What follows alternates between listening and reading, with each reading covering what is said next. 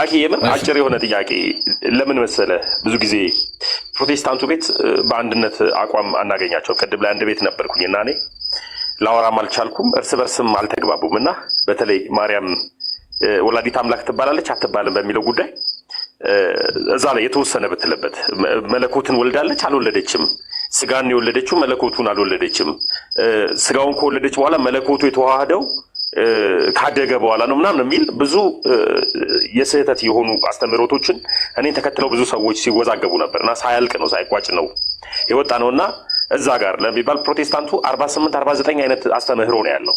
የተዋሃዶን ግን አንዱን ወጥ የሆነውን የአምላክ እናት ባለበት እዛ ላይ የተወሰነ ብትላኪ።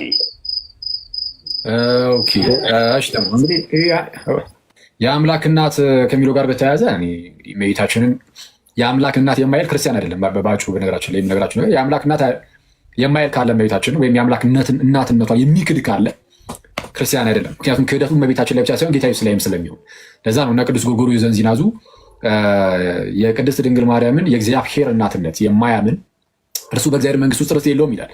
በኋላ ላይ ደግሞ በኤፌሶን ጉባኤ 12 አናቴማዎች አሉ፣ ቃለ ግዛቶች አሉ። የመጀመሪያው የቅዱስ ቄርሎስ ነው፣ ግን በኤፌሶን ጉባኤ በዓለም አቀፍ ደረጃ ነው። ባይዚ በዓለም አቀፍ ደረጃ የመጀመሪያው የኤፌሶን ጉባኤ የመጀመሪያው አናተማ ወይም ቃለ ግዘት ድንግል ማርያም ወላዲተ አምላክ ወይም የአምላክ እናት እንደሆነች የማያምን ቢኖር እርሱ የተወገዘ ይሁን የሚል ነው። ስለ ክርስቶስም የተናገረው ነገር አለ። አማኑኤል እሱ ፍጹም አምላክ እንደሆነ የማያምን ቃል ስጋ እንደመሆኑ ደግሞ ድንግል ማርያም አምላክን በስጋ ወልደዋለች እና በስጋ ወልደዋለች ማንን? አምላክ ነው ራሱን መለኮትን በስጋ ወልደዋለች እና የአምላክ እናት እንደሆነች የማያምን ቢኖር የተወገዘ ይሁን ለህም ቢያናተማ የሚለው ሰው በዓለም አቀፍ ደረጃ የእመቤታችንን ወላዲት አምላክነት የሚክድ ቢኖር የተወገዘ ነው። ከጌታ ቤተክርስቲያን የተለየ ነው። ከጌታ የተነጠለ አለቀ። ስለዛ በእግዚአብሔር ሕዝብ ውስጥ ርስት የለውም። በእግዚአብሔር ሕዝብ ውስጥ ርስት የለውም። ይህንን ከምን አንጻር የሚታይ ነው? እንግዲህ ይሄ የነቢያት ምስክርነትም የሐዋርያት ምስክርነትም አለው። በነቢይ ኢሳያስ እንዲህ ብሎ ተናገረ። ኢሳያስ በትንቢቱ ምዕራፍ 7 ቁጥር 14 ላይ ጌታ ራሱ ምልክትን ይሰጣችኋል አለ። ጌታ ራሱ ምን ምልክትን ይሰጣችኋል? ኖ ድንግል ትወልዳለች፣ ወንድ ልጅም ይቅርታ፣ ኖ ድንግል ትጸንሳለች፣ ወንድ ልጅም ትወልዳለች፣ ስሙን አማኑኤል ይሉታል። ድንግል ትጸንሳለች ወንድ ልጅ ትወልዳለች፣ ስሙንም አማኑኤል ይሉታል። ድንግል ጸንሳ የምትወልደው እርሱ አማኑኤል ነው። አማኑኤል ማለት ደግሞ እግዚአብሔር ከኛ ጋር ማለት ነው። አማኑኤል አምላክ ነው አይደለም? አማኑኤል ፕሮቴስታንት ወንድመቶች አማኑኤል አምላክ ነው ወይስ አይደለም? አማኑኤል አምላክ ከሆነ እንግዲያውስ ድንግሊቱ ጸንሳ የወለደችው አማኑኤል ነው እያለ ነው። ማን? የእግዚአብሔር ነቢይ ከ500 ዓመት በፊት በጣም ከርቀት እግዚአብሔር አሳይቶት እንዲህ አይነት ነገርን ገለጠ። ከርቀት ቅድስት ድንግልን አይቶ የአማኑኤልን መወለድ አይቶ ነው ድንግል ትጸንሳለች፣ ወንድ ልጅም ትወልዳለች፣ ስሙንም አማኑኤል ብለው ይጠሩታል። አማኑኤል ማለት ደግሞ ማቴዎስ 1:23 ላይ መልአኩ ሲተረጉመው እግዚአብሔር ከኛ ጋር ሰው አማኑኤል እግዚአብሔር ከኛ ጋር ሰው ብቻ አይደለም አምላክም ሰውም ነው። ስለዛ ነቢዩ እንዲህ እያለ አንተ ብድግ ብለህ አይ የአምላክ እናት አይደለችም ማለት አማኑኤል አምላክ አይደለም እያልክ ነው። በሌላ አማርኛ አማኑኤል አምላክ አይደለም፣ አማኑኤል አምላክ ነው ካል ግን ጸንሳ የወለደችው አማኑኤል ነው ተብሏል። ጸንሳ የወለደችው ማን ነው ተብሏል? አማኑኤል። ኦኬ። ቅድስት ኤልሳቤጥ ሉቃስ ወንጌል ምዕራፍ 1 ላይ ምን አለቻት? የጌታዬ እናት ወደ እኔ ትመጣ ዘንድ እንዴት ይሆንልኛል? የምን እናት? የጌታዬ እናት ወደ እኔ ትመጣ ዘንድ እንዴት ይሆንልኛል? እንዲህ እንድትል ያደረጋት መንፈስ ቅዱስ ነው አይደል? ይሄን እናውቃለን። የሰላምታች ድምፅ ምንድነው? ቅድስት ድንግልም ምንድነው ጌታችን ኢየሱስን ከጸነሰች በኋላ ወደ ኤልሳቤጥ ሄደች። ወደ ኤልሳቤጥ ሄዳ ተሳለመቻት፣ ሰላም አለች። ሰላም ስትላት የእመቤታችንን የሰላምታ ድምፅ በሰማች ጊዜ መንፈስ ቅዱስ በእርሷ ላይ ወረደ። መንፈስ ቅዱስ ወረደና እንዲህ ብላ እንድትናገር አደረጋት። ምን ብላ ተናገረች? በታላቅ ድምፅ ጮኻ የጌታዬ እናት ወደ እኔ ትመጣ ዘንድ እንዴት ይሆንልኛል?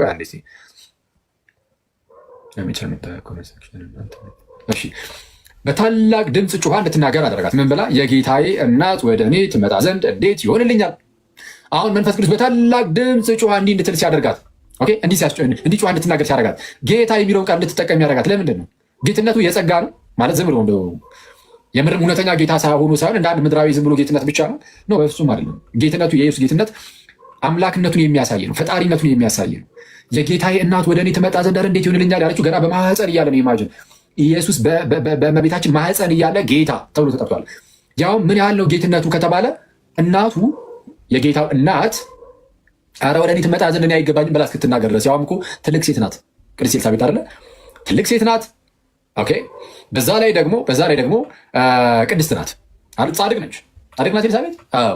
ማን ያለው? እዛው ሉቃስ ወንጌል ምዕራፍ 1 ቁጥር 6 ላይ በእግዚአብሔር ፊት የእግዚአብሔር ነጋት በእግዚአብሔር ፊት የፈጸሙ በእግዚአብሔር ፊት ጻድቃን ነበሩ ይላል። ኦኬ። ሕግጋትን ሁሉ የፈጸሙ በእግዚአብሔር ፊት ጻድቃን ነበሩ። ኤልሳቤጥንም ዘካርያስንም እንደዚህ ይላል። ኤልሳቤጥ ጻድቅ ናት፣ ትልቅ ሴት ናት። ኦኬ በእድሜ ሽማግሊት ናት። ይህ ነው ከዚህ ቤት ነግሬያቸዋለሁ። አሮጊት አይባልም፣ ሽማግሊት የሚባሉ አሮጊት ሳይሆን ሽማግሌ። አሮጊት የምንል ከሆነ ለሴት ለወንዱ አሮጌው ነው የምንለው ማለት ነው። ለወንዱ ሽማግሌ ስለሆነ ለሴቷ ሽማግሌት ያመስ ሽማግሊቷ ወይም በእድሜ የገፋችው ያቺ ኤልሳቤጥ ያውም የእመቤታችን ዘመድ ሆና ያቺ ታናሽ ብላቴና ስትመጣ የጌታዬ እናት ወደ እኔ ትመጣ ዘንድ እንዴት ይሆንልኛል ብላ ጮኻ እንድትናገር ያደረጋት ያ ጌትነት እውነተኛ ጌትነት ስለሆነ ነው። ዝም ብሎ ኖርማል እንደው እንደ አንድ ተራ ጌትነት አይደለም ነው። ልክ ቅዱስ ጳውሎስ በመጀመሪያ ቆሮንቶስ መልእክቱ ምዕራፍ 8:6 ላይ ለእኛስ አንድ ጌታ አለን ብሎ እንደተናገረው ማለት ነው። ሁሉ በእርሱ በኩል ይሆናል፣ እኛም በእርሱ በኩል ይሆንን አንድ ጌታ ኢየሱስ ክርስቶስ አለን ይላል። አንድ ጌታ ተብሎ እንደሚጠራው ማለት ነው። ይህ ጌትነት አምላክነት ነው። ቃል እንደመሆኑ ቃል ነው ስጋ የሆነው። ስለዛ ጌታ ስለዛ ወደ እኔ ትመጪ ዘንድ እንዴት ይሆንልኛል አስባላት ራሱ እናትየዋን። ሰው የጌታዬ እናት ማለት የአምላኬ እናት ነው።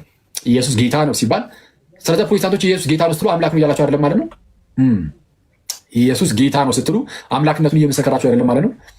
ኤኒዌይስ ኢየሱስ ጌታ ነው ስንል እና አምላክነቱን እየመሰከርን ነው። በዚህ አምላክነቱን እየመሰከርን ገዥነቱን እየመሰከርን እንደዛ እና የጌታዬ እናት ወደ እኔ ትመጣ ዘንድ እንዴት ይሆንልኛል ስትል ቅድስት ኤልሳቤጥ የአምላኬ እናት እያለች ነው። የአምላኬ እናት ኢየሱስ አምላክ ነው አይደለም? ኢየሱስ አምላክም ሰውም ነው፣ ግን አምላክነቱ አይካድም አይደል? ዘንድ እመቤታችን የኢየሱስ እናት ትባላለች። እመቤታችን የኢየሱስ እናት የምትባል ከሆነ ኢየሱስ አምላክ ሆነ፣ እንግዲያውስ እመቤታችን የአምላክ እናት ናት። አለቀ አይደል?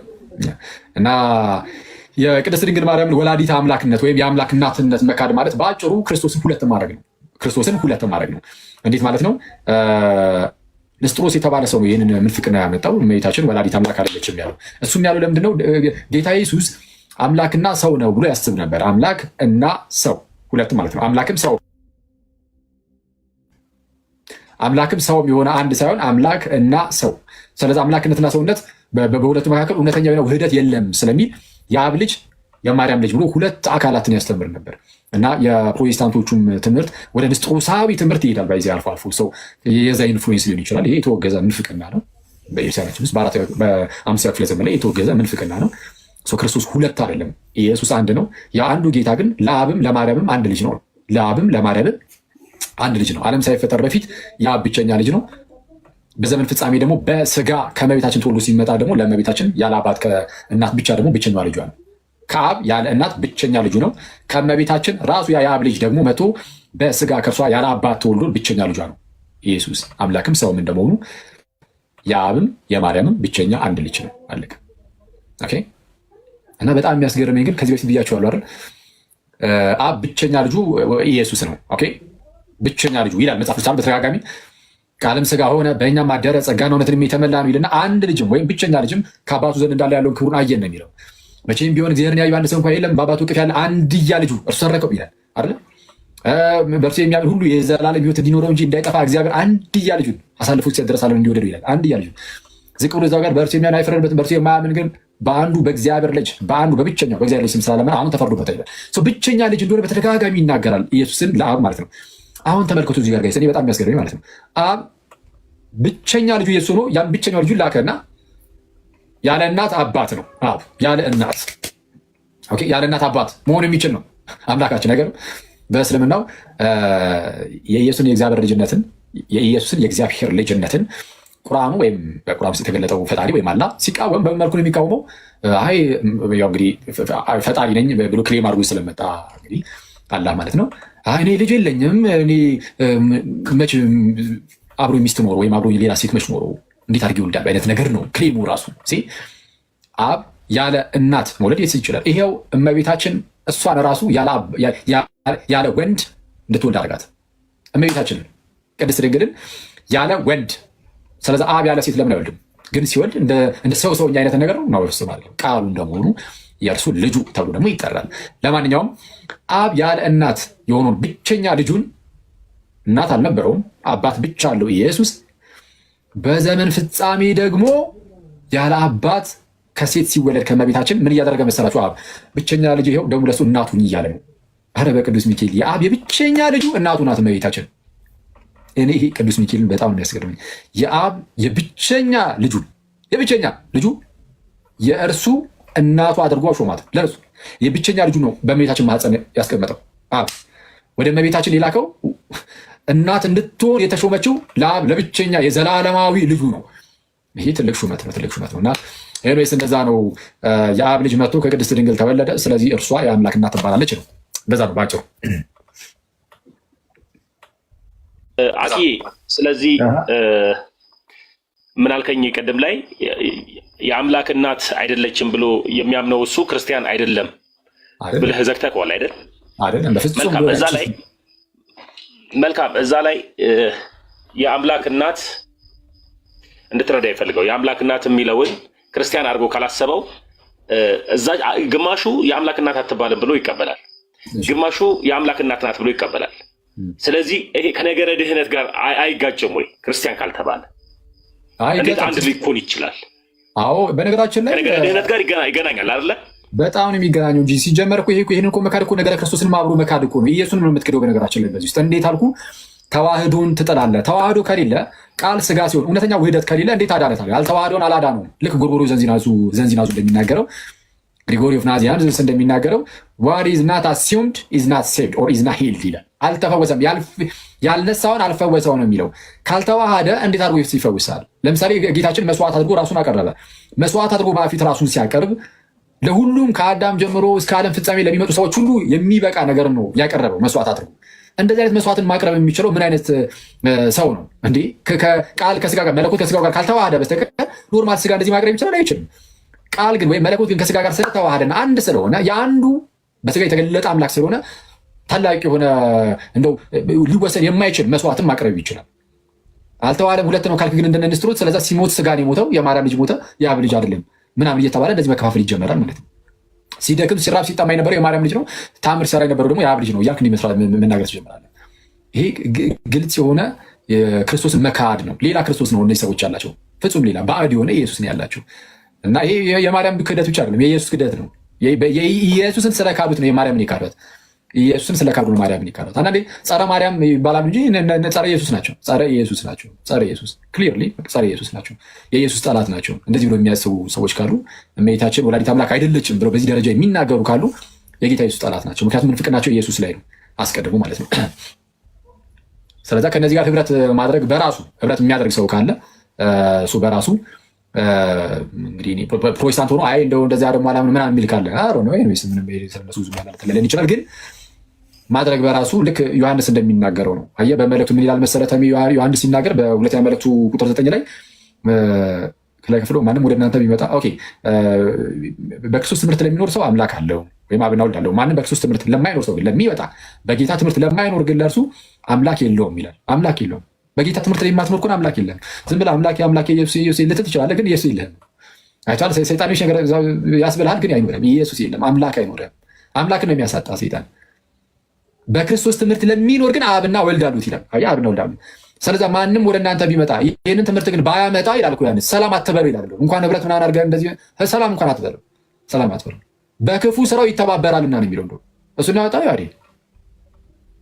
አዎ እሱ ነው። እሺ እስቲ አንድ አንብብልን እስቲ።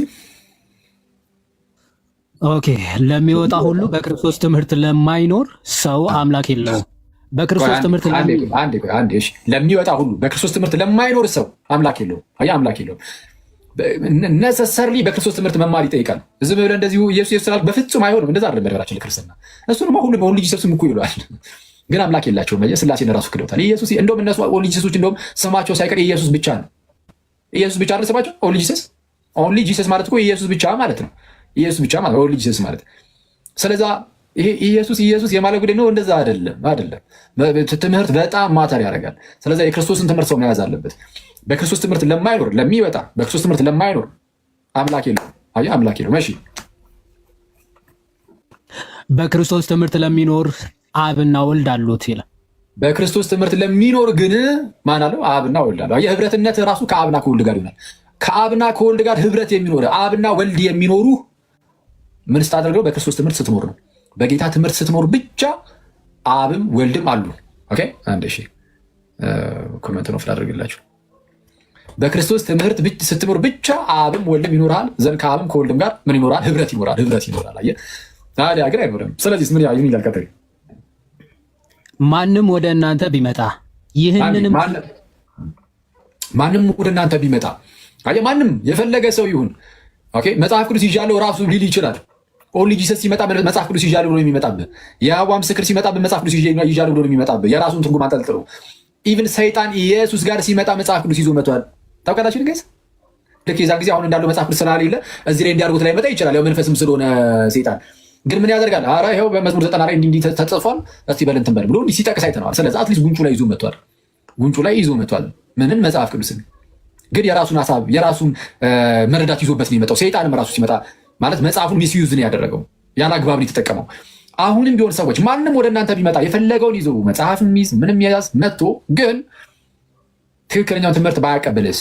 ኦኬ ማንም ወደ እናንተ ቢመጣ እሺ፣ ያዲ ማንም ወደ እናንተ ቢመጣ ይህንንም ትምህርት ባያመጣ በቤታችሁ አትቀበሉት፣ ሰላምም አትበሉት። በቤታችሁ አትቀበሉት፣ ሰላምም አትበሉት። ሚኒንግ ሌላ ትምህርት ይዞ ይመጣና ማለት ነው።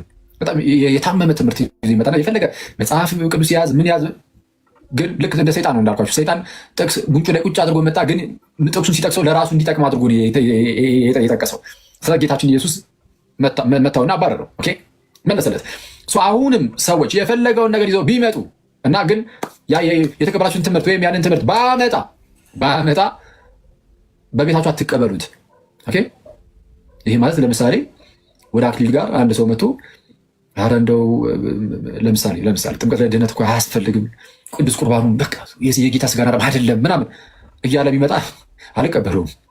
አይታል የመጣበት ዋናው ጉዳይ ይሄ ከሆነ ማለት ነው። ለዚህ ጉዳይ እንደዚህ አይነት እምነት ያላቸው ለምሳሌ ጥምቀት ለድህነት እንደሆነ የማያምን ሰው፣ ቅዱስ ቁርባን የጌታ ስጋ እውነተኛ ስጋና ደም እንደሆነ የማያምን ሰው ቤት መጥቶ አይረፍ ማለት አይደለም። ግን ሲመጣ ግን ይህንን ትምህርት ሳይዝ ቢመጣ ማለት በተቃራኒ የሆነ ትምህርትን ሊግትህ ከመጣ ማለት ነው። እንደዚህ አይነት ሰዎችን መቀበል የለብህም።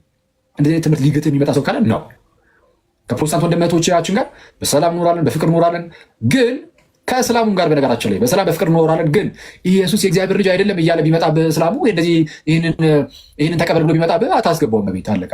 እንደዚህ አይነት ትምህርት ይዘህ አንተ ራስህ ሂድ። ለምን ከተቀበልከው እና ያንን ትምህርት የራስህ የምታደርግ ከሆነ እነሱ ጥፋት ውስጥ ይገባሉ። በእነሱ ጥፋት ደግሞ አንተም ትተባበራለህ፣ አብረህ ጥፋት ውስጥ ትወድቃለህ።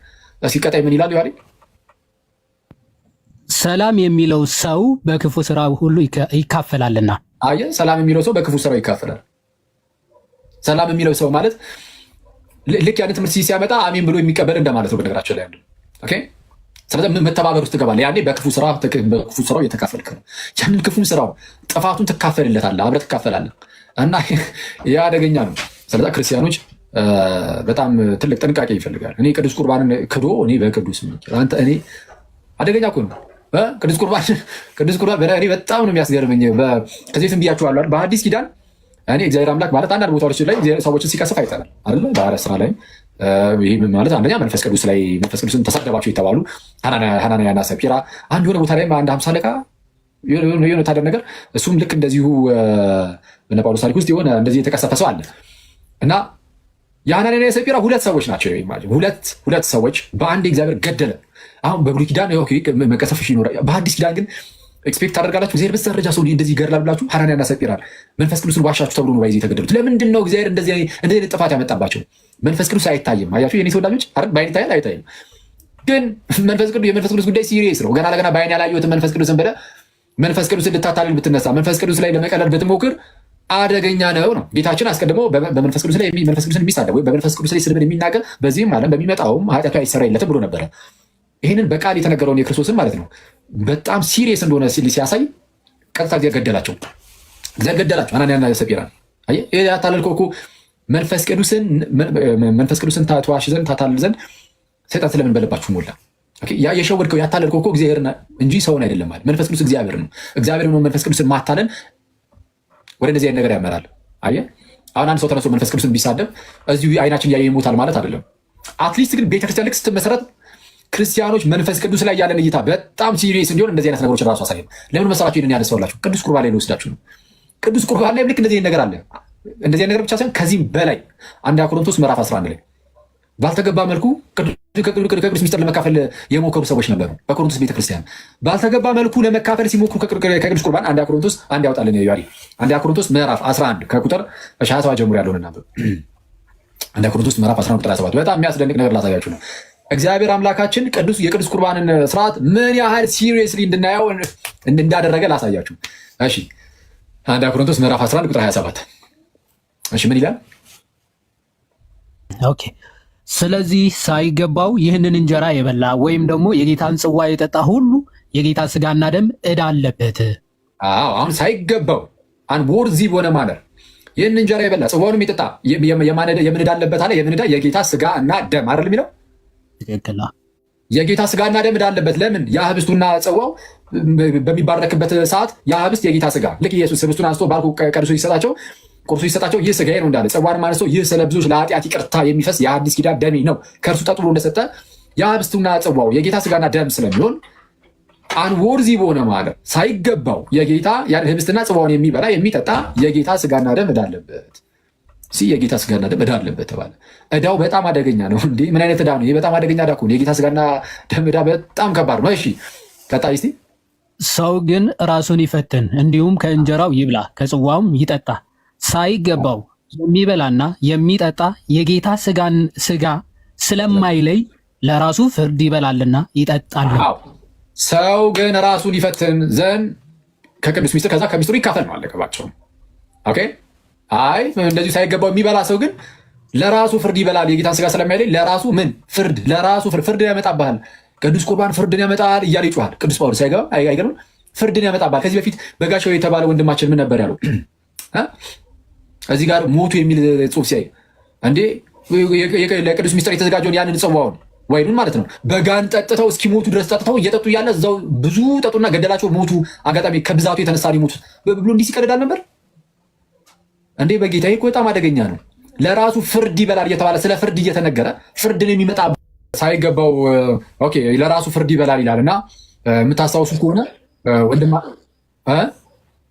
በጋሻው ወንድማችን ባይዜ ሚዩት አድርጋ እንትን በለው ተሙ እንትን ይላል። እቺ የሚዩቷ ምልክት አለች፣ ስታወራ አይሰማም ማለት ነው። አሁን በቃ ናይስ። እሺ አሰማንሽ። ስሙት ምን እንደሚል አንዴ። ቆይ መጀመሪያ ያችኛዋን እናንብብ። እንትናል ያችኛዋን ጥቅስ አንዴ። ብዙዎች አንቀላፍተዋል አያሎችም፣ ብዙዎች ታሟል አያሎችም አንቀላፍተዋል የሚለውን። እሺ ለራሱ ፍርድ ይበላል ነው ያለው። ተመልከቱ ጋር ሳይገባው የሚበላ ካለ የሚበላው ለራሱ ፍርድ ነው፣ ለገዛ ፍርዱ ይላል። ስለዛ ፍርድን ያመጣል ተብሏል። ይሰማል? እሺ ሰው አንዴ ኮመንቱን ትርኖፍ አድርገውና ሰው ለገዛ ፍርዱ ይበላል፣ ስለዛ ፍርድ ይመጣብሃል። ስለዛ ቅዱስ ቁርባንን አንወርዚ በሆነ ማነር በመውሰድ ብቻ እግዚአብሔር አምላክ ፍርድ ሊያመጣብህ ይችላል ብሎ ተነግሯል። ይህን ያዛርጉና አሁን ቀጣዩን አንብባ። እንዲ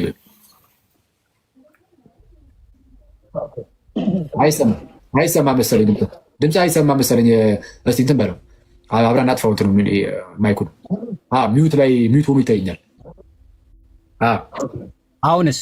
አሁን በላይ አሁን ቀጥል። ሳይገባው የሚበላና የሚጠጣ ችግር የለውም። እሺ ሳይገባው የሚበላና የሚጠጣ የጌታ ስጋ ስለማይለይ ለራሱ ፍርድ ይበላልና ይጠጣልም እና ካለ በኋላ ስለዚህ በእናንተ ዘንድ የደከሙና የታመሙ ብዙዎች አሉ፣ አያሌዎችም አንቀላፍተዋል። ራሳችንን ብንመረምር ግን ራሳችንን ብንመረምር ግን ባልተፈረደብንም ነበረ። እሺ አሁን እንዳያችሁት ምን አለ? ስለዚህም አለ ሳይገባው የሚበላ ለራሱ ፍርድ ይበላል ካለ በኋላ ስለዚህም አለ ለራሱ ፍርድ ይበላል ካለ በኋላ ስለዚህም በእናንተ ዘንድ የታመሙ አያሌዎች አሉ። የታመሙና የታመሙ የደከሙ አያሌዎች አሉ፣ ብዙዎች አሉ። ኦኬ ብዙዎች አሉ፣ አያሌዎችም ደግሞ አንቀላፍተዋል፣ ሚኒንግ ሞተዋል። ስለዚህ ጉዳይ ኦኬ ባልተገባ መልኩ ተቀብለው የሞቱ አያሌዎች ናቸው። ፍርዱ ይኸው አያችሁት፣ ራሱ አለ። በዚህ ጉዳይ ራሱ አያችሁት እግዚአብሔር ምን ያህል እንደሚቀጣ። በእናንተ ዘንድ ብዙዎች ታመዋል፣ ደክመዋል፣ አያሌዎች አንቀላፍተዋል፣ ገደላቸው። ያው ቅዱስ ቁርባንን ባልተገባ መልኩ ለመውሰድ ስለሞከሩ እግዚአብሔር ገደላቸው። ራሳችንን ብንመረምር ግን ባልተፈረደብንም ነበር አለ። ባልተፈረደብንም ነበር። ስለዚህ ይኸው ፍርዱ እግዚአብሔር ነው። በጋሻው ምን ነበር ያለው ወንድማችሁ? ታስታውሳላችሁ ጋይስ? እስቲ አንዴ አሳያችሁ። ፍርድ ይበላል የጌታን ስጋ ስለማይለይ ለራሱ ፍርድ ይበላልና ይጠጣልምና ስለዚህ በእናንተ ዘንድ የደከሙና የታመሙ ብዙዎች አሉ፣ አያሌዎችም አንቀላፍተዋል ይላል። ይኸውልህ ይህን ቃል ይይዙና አንዳንድ ሰዎች የጌታን እራት ሳይገባው የበላ የጠጣ ሰው ይታመማል ወይንም ይሞታል የሚባል አጋንንታዊ ትምህርት አለ። ይኸውላችሁ ተጽፏል። ይሄ የጌታን ስጋና ደም ያለ አግባብ የበላ የጠጣ ሰው ይታመማል፣ ይሞታል የሚል አጋንንታዊ ትምህርት አለ። ይህን ጳውሎስ ያለው በቅዱስ ሚካኤል። ይህንን ክሊርሊ ጳውሎስ ያለው የጳውሎስን ትምህርት አጋንንታዊ ይሏል። ጳውሎስን አጋንንት ብሎ እየሰደበ ነው። ጳውሎስ ደግሞ እኔ ከኔ አልናገርም ብሏል። እዚሁ አንድ ቆሮንቶስ ምዕራፍ 11 ላይ ራሱ ከላይ ከፍለ ቁጥር 23 ላይ ምን ይላል? ለእናንተ ደግሞ አሳልፌ የሰጠሁትን እኔ ከጌታ ተቀብያለሁና።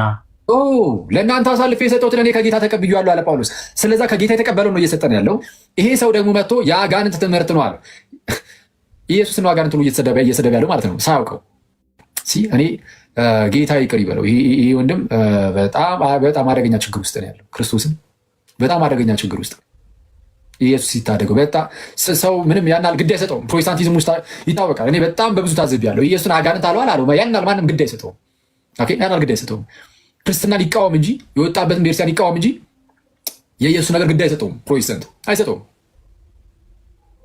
ሳይገባው የሚበላ የሚጠጣ ይታመማል፣ ይሞታል የሚል አጋንንታዊ ትምህርት አለ አለ። ይህን ያስተማሩ ጳውሎስ ነው። ጳውሎስ ደግሞ ያስተማሩት ከጌታ ተቀብዬ ነው አለ። የጌታን ትምህርት የአጋንንት ትምህርት አለ ማለት ኢየሱስን ነው። የጌታን ትምህርት የአጋንንት ትምህርት ካለ ኢየሱስን ነው አጋንንት እያለ ያለው። እስቲ እንስማው። ለምንድን ነው የሞቱት? እስቲ ይንገረን። ራት ይጠጣልምና ስለዚህ በእናንተ ዘንድ የደከሙና የታመሙ ብዙዎች አሉ፣ አያሌዎችም አንቀላፍተዋል ይላል። ይኸውልህ ይህን ቃል ይይዙና አንዳንድ ሰዎች የጌታን ራት ሳይገባው የበላ የጠጣ ሰው ይታመማል ወይንም ይሞታል የሚባል አጋንንታዊ ትምህርት አለ። ይኸውላችሁ ተጽፏል። ይሄ ግን ጌታ አይደለም የገደላቸው። የጌታ ራት በመጠንና በጥቂት ነው፣ በስርዓት ነው የሚወሰደው። እነሱ በጋን ጠጥተው መታመም አይደለም ባይሞቱ ነው እንጂ የሚደንቀው። እሺ ወንድማችን አሁን አንተ ቀጥል። በጋን ጠጥተው ባይሞቱ ነው እንጂ የሚገርመን አላለም በቅዱስ ሚካኤል እንጂ ጌታ አይደለም የገደላቸው። ጌታ አይደለም የገደላቸው። እዛው ቀጣዩን ጥቅስ አንብበው። አያሌዎች አንቀላፍተዋል ካለ በኋላ ብዙዎች ሞተዋል ካለ በኋላ ቀጥሎ ያለችው ኢየሱስ አልገደላቸውም፣ እግዚአብሔር አልገደላቸውም ብሏል አይደል? ቀጣዩ ጥቅስ ምንድን ነው የምትለው? ስለዚህ በእናንተ ዘንድ የደከሙና የታመሙ ብዙዎች አሉ፣ አያሌዎችም አንቀላፍተዋል ካለ በኋላ እችን መጀመሪያ ላንብብላቸው ብዬ ነው። ከየትኛው ቀጥሎ እንደተናገረ ማለት አያሌዎችም አንቀላፍተዋል፣ ራሳችንን ብንመረምር ግን ባልተፈረደብንም ነበረ። ማን የፈረደብህ? ማይ ብራዘር እግዚአብሔር አይደለም? እግዚአብሔር አይደለም የፈረደብህ? ከላይ ጀምሮ ዕዳ ውስጥ የጌታ ስጋና ደም እንዳለበት የተባልክ አልነበር? አይተዋል። መጽሐፍ ቅዱስ ብቻ የሚለው አጋንንታዊ ትምህርት በራሳቸው መረዳት ያስኬዳቸውና እንዴት ኢየሱስን አጋንንት ብሎ እንደሚያሰድባቸው ሰይጣን በማታውቁት መንገድ የኢየሱስ አደገኛ ጫራት አድርጎ የሚያስነሳችሁ ምላሳችሁ ላይ ኢየሱስ የሚል ቃል ያስቀምጥላችሁና ዘንድ ኢየሱስን ይኸው አጋንንት ብላችሁ እንድትሳደቡ ያደርጋል። ጌታ ይቅር ይበለን። ኢየሱስ ክብር ምስጋና ሁሉ ለእርሱ ይሁን። በመንግስቱ ሁሉ ውስጥ ንጉስ ነው ጌታ ኢየሱስ። አጋንንትን ሁሉ ቀጥቅጦ የገደለ ነው። ቀጥቅጦ ያጠፋ ነው። እና ይህ በክርስቶስ ኢየሱስ የተቀጠቀጠው አጋንንት ሰዎችን ምን ያደርጋል? የሆነ ሌላ ትርጓሜ እየሰጠ የመጽሐፍ ቅዱስን ኢየሱስን አጋንንት ብሎ እንዲሳደቡ ያደርጋቸዋል። ስለዛ ጳውሎስ እንደነዚህ ያሉ ሰዎች ምን ይላቸዋል? ሰይጣን ራሱ የብርሃን መልአክ እንዲመስል ራሱን ይለውጣል የሚለው ክፍል ላይ ማለት ነው። ሰይጣን ራሱ ለኮሮንቶስ ሰዎች በላከው መልእክት ላይ ማለት ይንካር ካልተሳትኩኝ አንድ ከሲያውቶስ ሲሱን ክፍል ሰይጣን ራሱ የብርሃን መልአክ እንዲመስል ራሱን ይለውጣል። እነዚህ ደግሞ የጽድቅን አገልጋዮች ሐዋርያትን ማለት እንዲመስሉ እነዚህ ሐሰተኛ ሐዋርያትን ሐሰተኛ መምህራን ማለት ነው ራሳቸውን ቢለውጡ አይገርምም ነው። እሱን ክፍል በደንብ እናንብበው ፕሊዝ። ቴንክ ዩ። እሺ ምን ይላል? አንብበው። እንደነዚህ ያሉ ሰዎች የክርስቶስ ሐዋርያት እንዲመስሉ ራሳቸው እየለወጡ ውሸተኞች ሐዋርያትና ተንኮለኞች ሰራተኞች ናቸውና። እንደነዚህ ያሉ ሰዎች እንደነዚህ ያሉ ሰዎች የጌታን ሐዋርያት እንዲመስሉ ራሳቸውን እየለወጡ የጌታን ሐዋርያት ምን እንዲመስሉ ይመስላል እኮ ግድ ነው። ሰይጣን አስመሳይ ነው። ስለዛ በተቻሉ አቅም ሰይጣን የሚሰራባቸውን የእሱን ኢንስትሩመንቶች የእሱን መሳሪያዎች ከክርስቶስ መሳሪያዎች ጋር ያመሳስላቸዋል። ስለዛ እንደነዚህ ያሉ ምኖች ሐሰተኛ ሐዋርያት ባጭሩ ኦኬ፣ ሐሰተኛ ሐዋርያት የጌታን ሐዋርያት እንዲመስሉ ራሳቸውን እየለወጡ ስለተባለ የጌታን ሐዋርያት እንዲመስሉ ራሳቸውን እየለወጡ ግን ውሸተኞች ሐዋርያት ናቸዋል። ኦኬ፣ እና ክፉ ሰራተኞች ናቸው። እሺ፣ ተንኮለኞች ሰራተኞች ናቸውና ይህም ድንቅ አይደለም። ይህም ድንቅ አይደለም ማለት የእነሱ እንደዚህ መቀየር ወይም የእነሱ እንደዚህ መመሳሰል የጌታ ሐዋርያ አይደሉም፣ ግን የጌታን ሐዋርያ መምሰላቸው ይህ ድንቅ አይደለም። ለምን ድንቅ ያሉ ነው? ሰይጣን ራሱ የብርሃን መልአክ እንዲመስል ራሱን ይለውጣልና። ሰይጣን ራሱ የብርሃን መልአክ እንዲመስል ልክ ሰይጣን አይተው የብርሃን መልአክ ሊመስል ይችላል። ራሱ ስለሚለውጥ ይሄማ የብርሃን መልአክ ነው ትላለህ። እና አሁን እነዚህንም ክፉ ሰራተኞች፣ ተንኮለኞች ሰራተኞች የሰይጣን መሳሪያዎች እንደሆኑ ከታች ያስቀምጣል። ባይዘው የሰይጣን አገልጋዮች እንደሆኑ የጌታ ሳይሆን የሰይጣን አገልጋዮች እንደሆኑ ሰይጣን ራሱ የብርሃን መልአክ እንዲመስል ራሱን ይለውጣል። ስለዚህ ስታየው አሁን ያን ሰይጣን ኧረ ገብርኤል ልትል ትችላለህ፣ ኧረ ሚካኤል ልትል ትችላለህ፣ ኧረ የእግዚአብሔር መልአክ ልትል ትችላለህ። አይተው ኦኬ፣ ራሱን ስለሚለውጥ ልክ እንደዚህ ሁሉ የሆነ ሰውን ታይና የጌታ ሐዋርያ እኮ አይደለም የሰይጣን ሐዋርያው ነው፣ የሰይጣን አገልጋይ ነው፣ የጌታ አገልጋይ መስሎ ሊመጣብህ ይችላል። ልክ እንደዛ ማለት ነው። እሺ ኦኬ። እንግዲህ አገልጋዮቹ ደግሞ የጽድቅን አገልጋዮች እንዲመስሉ ራሳቸውን ቢለውጡ ታላቅ ነገር አይደለም። እንግዲህ ምኖቹ አገልጋዮቹ ከላይ ማን ነበር ራሱን ይለውጣል የተባለው? ሰይጣን ራሱ የብርሃን መልአክ እንዲመስል ራሱን ይለውጣልና። ስለዛ ራሱን የሚለውጠው ሰይጣን ነው። ሰይጣን ራሱን እንደዚህ የሚለውጥ ከሆነ እንግዲያውስ አገልጋዮቹ ደግሞ የጽድቅን አገልጋዮች እንዲመስሉ የሰይጣን አገልጋዮች ማለት ነው አይደል? ኤግዛክትሊ። የሰይጣን አገልጋዮች ደግሞ እሱ የብርሃን መልአክ እንዲመስል ራሱ የሚለውጥ ከሆነ የእሱ አገልጋዮች ደግሞ የጽድቅ አገልጋዮች እንዲመስሉ ራሳቸውን ቢለውጥ ታላቅ ነገር አይደለም፣ ፍጻሜያቸው እንደ ስራቸው ይሆናልና። አለቅ ፍጻሜያቸው እንደ ስራቸው ይሆናል። እና ለእነዚህ አይነት ሰዎች በጣም ትምህርትም ጸሎትም ነው የሚያስፈልጋቸው። ትምህርትም ጸሎትም ሙሉ በሙሉ የሰይጣን ስርዓት ውስጥ የወደቁ ሰዎች አሉ። በቃ አያውቁትም የኢየሱስ እንደሆኑ የሚያስቡት ግን ሙሉ በሙሉ ሰይጣን የተቆጣጠራቸው። ስለዚህ የሰይጣን መሳሪያ ሊትራሊ የሰይጣን መሳሪያ መሆን አለ። ስለዛ ፕሊስ እንደው በጌታ ፕሮቴስታንት ወንድሞች በጣም ልትነቁ ይገባል። በጣም እና ነገሮችን በጣም መመርመር አለባችሁ። እንዳያችሁት ይህ ሰው ኢየሱስን አጋንንት ብሎ ተሳደበ። በጋሻው ክሊር ለሱ በሳቱ ላይታወቀው ይችላል፣ ግን ኢየሱስን አጋንንት ብሎ እንዲሳደብ ነው እያደረገ ያለው ሰይጣን። አሮ ነው ወይ ደግሞ መጽሐፍ ቅዱስ ብቻ የሚለው ትምህርት የራሱን መረዳት እንዲህ ስለሚከፍትለት እድል ስለሚያመቻችለት መጽሐፍ ቅዱስ ብቻ የሚለው ትምህርት የራስን መረዳት እንድትይዝ የተወሰነ እድሉ በሩን ስለሚከፍትልህ በቀጥታ በቅዱስ ጳውሎስ የተሰጠውን ትምህርት አንስቶ የአጋንንት ትምህርት አለ። ጳውሎስ ደግሞ አዳን ይህን ከኔ አልተቀበልኩም ከጌታ ተቀበልኩት ከላይ ከፍላስ ቁጥር 23 ላይ ብያቸዋለሁ። አንደኛ ቆሮንቶስ ምዕራፍ 12 ቁጥር 23 ለእናንተ የሰጧችሁን እኔ ደግሞ ከጌታ ተቀብያለሁ ያለው ከጌታ የተቀበለው ከሆነ ከጌታ የተቀበለውን ያንን የአጋንንት ትምህርት እየተባለ ነው። የኢየሱስን የአጋንንት ነው ተባለ። ስለዚህ ኢየሱስ አጋንንት እየተባለ ነው ኢንዳይሬክትሊ። ግን አያውቁም። እሱ አያችሁ፣ ሳታውቁት ኢየሱስን እንድትሳደቡ ያደርጋል። ሳታውቁት እግዚአብሔር እንድትሳደቡ፣ ሳታውቁት ቅዱሳኑ እንድትሳደቡ፣ ቤተክርስቲያን እንድትሳደቡ ያደርጋቸዋል። እና አሁን ሴጣን የምንነቃበት ጊዜ መሆን አለበት። አይመስላችሁም ጋይስ? ይሄ በጣም አስፈሪ እኮ ነው። ክርስቶስን ይሄ በጣም አስፈሪ አደገኛ። እና ያ ለማንኛውም ቅዱስ ቁርባን ላይ እግዚአብሔር ብዙዎችን ገደለ። አሁን ወደዚህ የመጣንበት ምክንያት ራሱ ምንድነው? አያሌዎችን ገደለ። በአዲስ ኪዳን ነው አንድ ሰው አይደለም፣ ሁለት ሰው አይደለም፣ ብዙዎችን ገደለ። ብዙዎች ታመሙ፣ ደከሙ። እንዲህ ሁሉ ያደረገው ለምንድን ነው? ፊት ለፊት ላይ ስታየው ህብስትና ጽዋ ነው። ህብስት በቃ ኖርማል ክብ ህብስት ተዘጋጅቶ ነው ቅዱስ ቁርባን ላይ የሚቀርበው። ኦኬ፣ ከዛን ወይን አለ፣ ጽዋ አለ። ኦኬ፣ ግን ያ ህብስትና ያ ጽዋ ግን በመንፈስ ቅዱስ አሰራር የጌታ ስጋና ደም ይሆናል ነው። የጌታ ስጋና ደም ይሆናል። ይህንን አሁን ለኖርማል አይነት ስታየው ህብስትና ጽዋ ነው። እንደው የፊዚካል ቼንጅ አይነት ነገር ላታይ ትችላለህ። ግን የመንፈስ ቅዱስ አሰራር እዛ ጋር እንዳለ እንድታምን የምርም ደግሞ ቅዱስ ቁርባን በአይን ስታየው ገና ለገና ህብስትና ጽዋን ስላየ ብቻ እንዳታቃልለው እንኳን እግዚአብሔር ብዙዎችን ገደለ። እግዚአብሔር ብዙዎችን ገደለ፣ ብዙዎችን አሳመመ፣ ብዙዎችን አደከመ። ይህን ሁሉ ነገር ያደረገው ቅዱስ ቁርባንን ሲሪየስሊ እንድናይ ነው። ሲሪየስሊ እንድናይ ነው። ደግሞ እንደዚህ ስላችሁ ደግሞ ቅዱስ ቁርባንን ፈርተን እንድንሸሸውስ ነው? በፍጹም። እንዲህ ሲባል ደግሞ ቅዱስ ቁርባንን ፈርተን እንድንሸሽ ሳይሆን አምነው እንድንቀርብ ነው። ቅዱስ ቁርባን እውነተኛ የጌታ ስጋና ደም እንደሆነ እመኑ፣ እንመን። ከዛ በኋላ ኃጢአት ያለበት በቃ ንስሐ ይልማም። ምንም በዛ ደረጃ ብቁም አትሆኑም። ሲጀመር መሆን ይቻላል። ለጌታ ስጋና ደም ብቁ መሆን አንችልም። በቃ እግዚአብሔር ባወቀ እንግዲህ ንስሐ እየገባ እንደቻልከው ከዛን ትቀርባለህ ወደ ቅዱስ ጠረጴዛ ወይም ወደ ቅዱስ ቁርባኑ ትቀርባለህ አይደል?